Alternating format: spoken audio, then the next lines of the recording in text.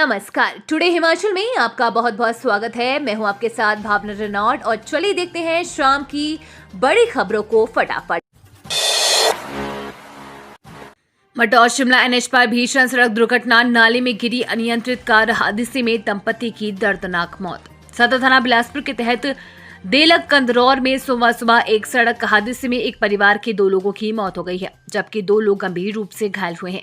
घायलों को PGI Chandigarh refer कर दिया है। जानकारी के मुताबिक गेहड़ावी का एक परिवार जिसमें सुभाष चंद निवासी झज्जर गेहड़ावी, उसकी पत्नी रंजना देवी, पुत्र अंकुश और पुत्र वधु अंकिता सोमवार सुबह घर से मारकंडे की ओर जा रहे थे। कार नंबर HP 23B8217 को सुभाष चंद चला रहे थे।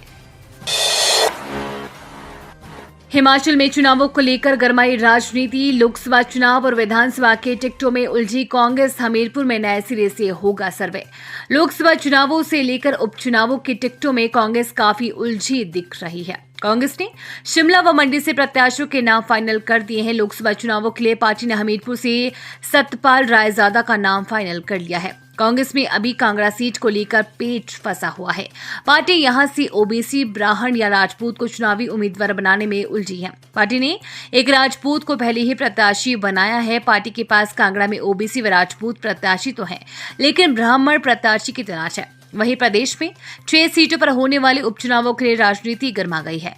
कांग्रेस में 6 में से 4 टिकटों को लेकर खींचतान चली हुई है। प्लास्टिक एंड आयरन उद्योग में लगी भीषण आग, 10 मजदूरों ने भागकर बचाई जान, 1 करोड़ का माल स्वाहा।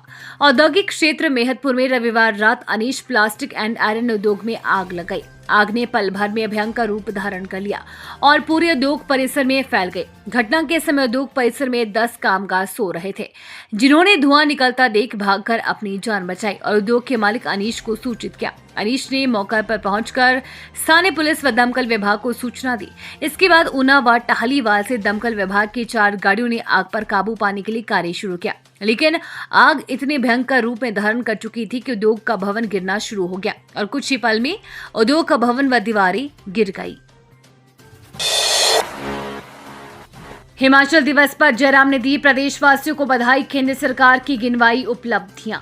पूर्व मुख्यमंत्री जयराम ठाकुर ने धर्मशाला में हिमाचल दिवस पर प्रदेशवासियों को बधाई दी। जयराम ठाकुर ने कहा कि भाजपा के संकल्प पत्र में लक्ष्य 2047 रखा है। पीएम मोदी का लक्ष्य विकसित भारत है। उन्होंने कहा कि देश भर को ध्यान में रखते हुए संकल्प पत्र बना है। 15 लाख सुझाव पत्र पार्टी को मिले थे। 1 दशक मोदी ने अपने कार्यकाल की पूरा किया है और अब अगले दशक की तरफ बढ़ रही है। देश को जो मोदी पर भरोसा है, प्रधानमंत्री ने उसे टूटने नहीं दिया है। इसलिए ये बात कही जाती है कि मोदी की गारंटी 24 कैरेट सोना है। 2019 के चुनावों में जो संकल्प पत्र आया था, उसमें अधिकांश कार्यों को पूरा किया गया है। जयराम ठाकुर ने कहा कि धारा 370 को हटाया गया है, राम मंदिर का निर्माण हुआ है, इसके अलावा 80 करोड़ों गरीबों की राशन दिया जा रहा है। जयराम ठाकुर ने विक्रमादित्य सिंह को लेकर कही बड़ी बात, बोले जिन्होंने रुलाया उन्हीं के नाम। नेता प्रतिपक्ष जयराम ठाकुर ने कहा कि जब कांग्रेस ने टिकट परिवार में ही देना था तो सांसद प्रतिभा सिंह को ही दे देते, लेकिन वो जमीनी हालात से वाकिफ है। कांग्रेस सरकार की नाकामियों की वजह से ही वो चुनाव लड़ने से पीछे हटी। नेता प्रतिपक्ष जयराम ठाकुर रविवार को बंजौर विधानसभा में अंबेडकर जयंती पर आयोजित कार्यक्रम में कांग्रेस पर जमकर हमला बोला है। उन्होंने कहा कि एक समय मंडी के कांग्रेस प्रत्याशी विक्रमादित्य सिंह भी कह रहे थे कि हालात ठीक नहीं है। डेंगू से बचाव की तैयारियों को बीच में परवाणु में फैल गया डायरिया, अब तक करीब 250 लोग पीड़ित, अलर्ट जारी। औद्योगिक क्षेत्र परवाणु में डेंगू से बचाव की तैयारियों के बीच डायरिया फैल गया है। ESI अस्पताल में अब तक करीब 250 से अधिक लोग उपचार के लिए पहुंच चुके हैं। गंभीर मरीजों को वार्ड में भर्ती भी किया जा रहा है। रोजाना 40 मामले अस्पताल पहुंच रहे हैं। दिन में ही नहीं, आपात स्थिति में भी उल्टी, दस्त और बुखार को शिकायत लेकर मरीज पहुंच रहे हैं। अचानक बड़े मामलों के चलते अस्पताल में भी वार्ड के सभी बिस्तर भर गए हैं। अन्य मरीजों को भी भर्ती करने के लिए अस्पताल में जगह नहीं है। रोजाना मामले आने के बाद अब अस्पताल प्रशासन की ओर से वार्ड में भर्ती मरीजों की स्थिति सुधरने के साथ ही तुरंत छुट्टी दी जा रही है, ताकि अन्य मरीजों का भी उपचार संभव हो सके। पहाड़ों पर बर्फबारी से तापमान में गिरावट, भारी बारिश का अलर्ट, किसानों की बढ़ी मुश्किलें। हिमाचल प्रदेश में रविवार को मौसम कूल रहा। रोहतांग, कोकसर, धर्मशाला में धौलाधार समेत प्रदेश की ऊंची चोटियों पर बर्फबारी का दौर जारी है। शिमला, कुल्लू, चंबा समेत निचले इलाकों में हल्की बारिश और धर्मशाला में अंधड़ चला। राज्य में पश्चिमी विक्षोभ की सक्रियता से मौसम में बदलाव आया है। 19 और 20 अप्रैल को येलो अलर्ट। मौसम विज्ञान केंद्र के अनुसार सोमवार को भी प्रदेश में भारी बारिश, अंधड़ और ओलावृष्टि का ऑरेंज अलर्ट है।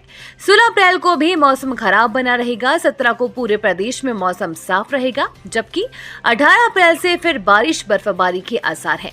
19 और 20 अप्रैल को फिर येलो अलर्ट जारी किया गया है।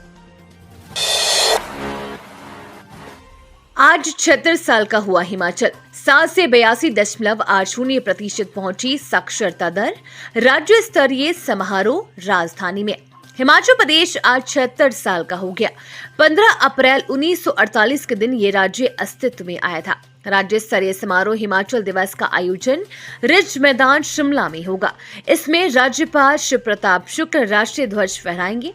आमतौर पर 15 अप्रैल को आयोजित किए जाने हिमाचल दिवस समारोह में मुख्य अतिथि के रूप में मुख्यमंत्री ही उपस्थित होते हैं, मगर इस बार लोकसभा चुनाव के चलते आदर्श चुनाव आचार संहिता लगी है, इसलिए इस बार राज्य स्तरीय समारोह की अध्यक्षता राज्यपाल करेंगे। रिज मैदान पर यह समारोह 11 बजे होगा।